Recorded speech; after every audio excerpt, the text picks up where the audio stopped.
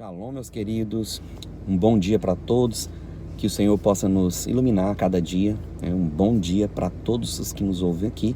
Não esqueça de deixar o seu like e compartilhar o vídeo para que ele ganhe notoriedade, ok? Antes de partir para o vídeo, quero compartilhar aqui tem algum pessoal aí que são haters, né, fazem comentários aqui nos vídeos. Eu quero dizer para eles que são muito bem-vindos, eles ajudam até, né, com esses dislikes e também com os comentários, que muitos deles são pífios, né, não faz sentido em alguns até interessantes.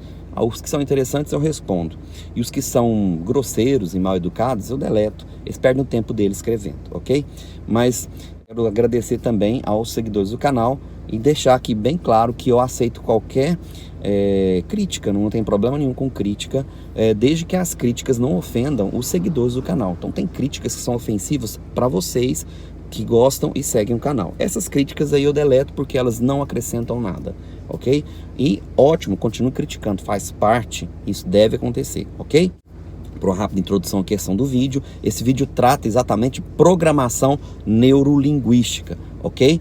Então, o sistema tem feito essa programação neurolinguística em várias pessoas ou no mundo inteiro. E como que funciona isso? Obviamente com a indústria do entretenimento e também das notícias, né? Então, a grande mídia das notícias é a indústria do entretenimento, obviamente a maior delas é Hollywood, fazem com que nós tenhamos uma programação neurolinguística, para aceitar algo que, né, eles sabem que é inevitável, eles sabem que a palavra do Criador é verdadeiramente fiel e verdadeira e que vai se cumprir à risca, ok?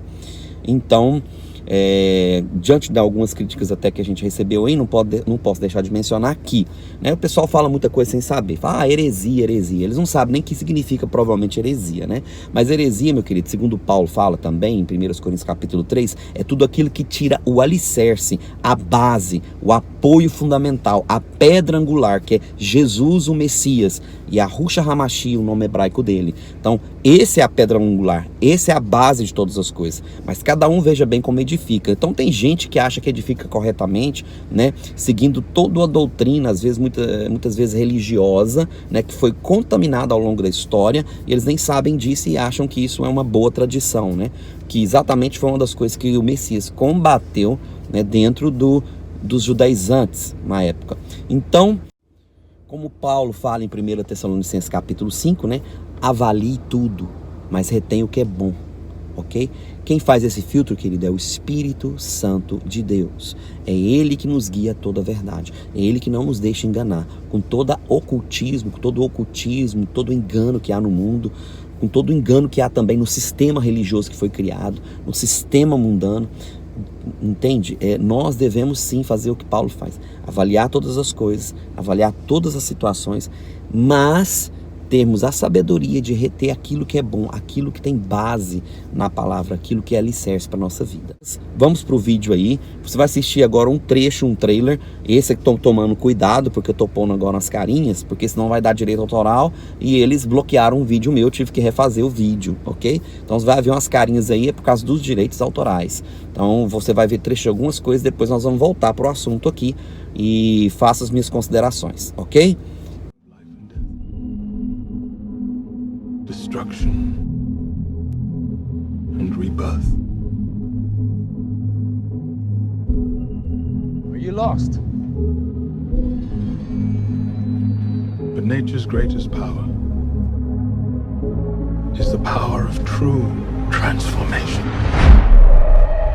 Do you feel ready to go back?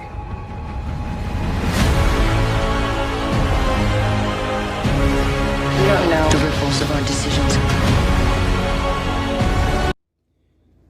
Tá, pastor, mas o que isso tem a ver então com Hollow Earth, né? Com o mundo subterrâneo, com o mundo subverso, como eles mesmos gostam de usar essa palavra, né? Que na realidade eles fazem essa programação neurolinguística para falar para você que esses seres vêm do alto, que esses seres vêm do céu, que esses seres vêm de lá, mas não, da Bíblia não nos fala isso, em hora nenhuma. A Bíblia diz que esses caídos, né, os caídos, eles foram aprisionados em cadeias no abismo. O abismo não é algo que está em cima, é algo que está embaixo. Lá embaixo. preso em cadeias. Em Apocalipse, né, na quinta trombeta, fala que um desses anjos, né, os malaques celestiais, os mensageiros, o Senhor vai dar para ele a chave do poço do abismo, né, para liberar de lá todos esses caídos e também esses néfilins, esses híbridos, vamos dizer assim, que estão todos aprisionados no abismo, entende? E você vê isso bem claramente, sabe em qual passagem? Que interessante. Na passagem do endemoniado do Gadareno, em Marcos. O Senhor Jesus, né, que chega ali e fala: que tem-nos nós contigo, filho do Altíssimo? Ele, né, Jesus responde: calai-vos, ainda não é chegada a minha hora. Ele falou assim: olha, não nos mande para o abismo. Eles falam isso: não nos mande para o abismo, mas deixe-nos entrar naquela manada de porcos, ok? E o Senhor, Messias, concede. Então eles, né, declaram com a boca deles que eles não querem ir de volta para o abismo, porque o que acontece é uma oscilação entre esse mundo físico, esse mundo de cima, o nosso mundo, com um mundo de baixo, que é o abismo. Então esses joelhos que irão se dobrar, né, então, querendo eles ou não, todo joelho se dobrará, todo do joelho, no céu, na terra e debaixo da terra. Não são só nós os que creem que vão se dobrar, porque nós já nos dobramos, rendemos nossa vida ao Messias, mas naquele dia todo joelho vai se dobrar, sejam anjos, sejam homens, sejam demônios, todo joelho vai ter que se dobrar. Aqueles que querem e os que não querem vão ter que se dobrar diante do poder do Messias. Então nós devemos estar antenados nessas programações neurolinguísticas, dizendo que são seres que vêm do alto, que são bons, né? Uns são bons, outros são maus. Vocês vão perceber isso no vídeo, né? O firmamento estava meio solitário, então decidiu criar algumas crianças. Alguns deles eram fiéis e seguiam todos os desejos do Criador. Essas crianças eram chamadas de aspirantes, ou seja, eles aspiravam a imitar o Criador. Mas os outros decidiram se rebelar. Esse grupo de rebeldes, embora pode parecer muito com Lúcifer e seus anjos, na verdade são os celestiais. Os dois grupos terminaram em uma batalha e os celestiais venceram, banindo seu pai, o primeiro firmamento, para os confins do universo. A arma que os celestiais usaram para derrubar os aspirantes e o firmamento era tão poderosa que criou o multiverso, que agora a gente conhece e adora. Nesse novo multiverso, os celestiais se dedicaram a criar de vez em quando para ajudar elas a crescerem. Cada vez que os celestiais visitam um planeta para ajudar, acabam se hospedando. Durante uma das visitas à Terra, enquanto estavam ao redor dos seres humanos desconhecidos, os celestiais criaram os Eternos, uma espécie de híbrido de humanos e celestiais. Eles são quase invencíveis e seus poderes incluem leitura de mente ultraveloz, manipulação da matéria, super força e vários outros. Eles também podem assumir a forma humana. Mas quando os celestiais criaram os Eternos, eles também criaram uma versão desfigurada e maligna deles, que são os Deviantes. O Thanos, por exemplo, é um Eterno com um gene de Deviante, é por isso que ele é todo roxo. O único lugar no MCU onde realmente vimos os Celestiais foi nos filmes dos Guardiões da Galáxia. No volume 1, o colecionador mostra um Celestial cortando uma civilização igual se corta trigo em campo durante a sua explicação sobre as Pedras do Infinito. Ele explica que os Celestiais são alguns dos únicos seres poderosos o suficiente para usá-las. Apesar de serem poderosos, os Celestiais não são imortais. Isso fica evidente porque toda essa cena ocorre em lugar nenhum, que é a cabeça decepada de um Celestial solta no espaço. Essa cabeça se parece com a da arte conceitual. Em Guardiões da Galáxia Volume 2, o pai de Peter Quill, Ego, também é um Celestial, mas ele aparece diferente. Para ser específico, ele se parece com Kurt Russell, ou seja, não são só os Eternos que podem assumir a forma humana, mas os Celestiais também. Eles não vão parecer robôs gigantes humanoides, também vão poder mudar para a forma humana. Bom, agora você tem que entender primeiro, né, a origem dessa empresa, né, que chama aí Marvel, né? A empresa. Primeira coisa, é interessante você saber que ela foi fundada, né, com outros nomes no passado, mas na década de 60, acho que se não me engano, em 1960, ela sofre uma mudança, né, quando ela recebe novos integrantes, inclusive um deles, todo mundo conhece, é Stan Lee, né, que já faleceu, e também o já falecido Jack Kirby. Esse Jack Kirby que é o criador dessa série aí, Eternals. Agora, obviamente, da onde eles tiraram isso? Eternals, né? Vamos então para Gênesis capítulo 6. Gênesis capítulo 6 fala exatamente, né, sobre a questão dos Néfilins. O que são os Néfilins?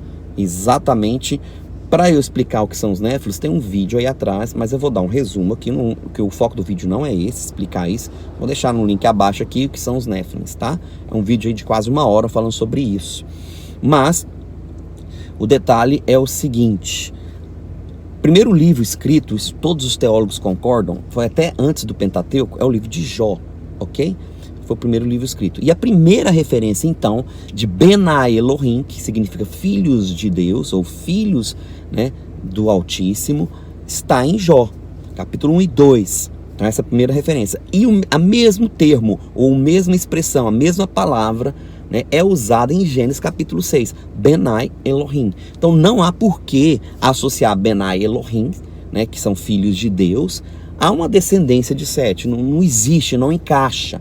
Até porque sai completamente do contexto da primeira referência, seguindo o princípio de hermenêutica, de interpretação bíblica que foi referido em Jó, então sai completamente da referência. Então quando ali se fala de filhos de Deus, né, que deixaram o seu estado original, está falando obviamente de anjos, de malaques, de seres celestiais que abandonaram o seu estado original e desceram após outra carne, está bem claro no texto de Gênesis capítulo 6. Né, e geraram então, né, seres que são a mistura de anjos com humanos. Está lá em Gênesis 6. Então, da onde esses caras da Marvel, né, esse Jack Kirby, tirou essa ideia? Obviamente da Bíblia, meus queridos. Obviamente das Escrituras. E ele criou, então, né, uma doutrina, algo, né, completamente diferente. A coisa foi levada para outro lado. Agora, presta atenção. Da onde veio a influência de Jack Kirby? Quem ele era e aonde ele nasceu? Ok? Primeiro, ele era austríaco. Ele nasce na década de 1916. Então, austríaco, aonde, né, e aonde aconteceu a Primeira e a Segunda Guerra Mundial? Áustria e Alemanha. Da onde veio Hitler? Hitler também veio da Áustria, ele era austríaco. O Partido Nazi, né, é fundado na Áustria. Obviamente ele governa toda aquela região ali, inclusive a Alemanha, porque havia uma ligação Áustria-Alemanha ali. Então presta bem atenção nisso. Ele serve, né, na década de 40 ao exército nazista. Na Segunda Guerra Mundial ele é recrutado, então ele era sim um membro do Partido Nazi, oficialmente.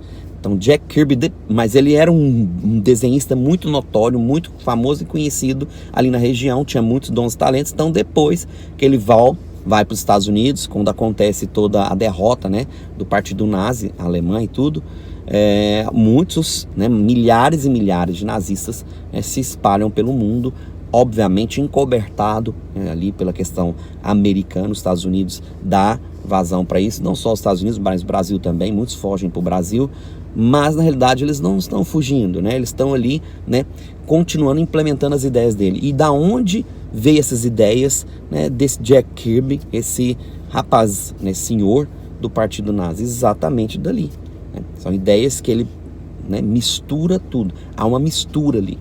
E olha algo interessante, a palavra Marvel, ela tem origem hebraica. Que incrível, né? Como é tão assim claro, evidente essas questões.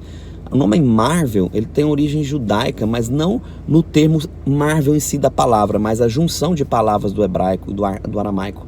Porque a palavra mar, no hebraico, marhim, né, vem de mahim, de mares. Na realidade significa água ou gota, né, ou um pequeno pedaço de água, vamos dizer assim, que dá origem a mahim, a mares, a águas, né, o termo mar. E o termo El, todo mundo sabe, né, que é o termo usado pelos cananitas antigamente como Deus, né, mas vem do aramaico, do aramaico antigo, o termo El. Então, El Mar, ou seja, Deus das águas, Deus da água. Né? Que interessante, né? Jó fala sobre o Leviatã, a serpente das águas. Agora, olha só, se você pegar o termo Marvel, né, a gente tem muito esse tipo de simbologia e de mensagens que esses ocultistas deixam, né, entre eles, como totens, como sinais, como símbolos. E o contrário do nome Marvel, olha que interessante, se você lê o nome Marvel ao contrário, é Lev-Ran. Lev-Ran. Ah, pastor, mas eu não acredito muito nessas questões aí. Não precisa acreditar. Estou só fazendo um comentário, uma especulação, né? Você recebe se você quiser. Mas ao contrário, lev em hebraico significa coração, o termo levavot.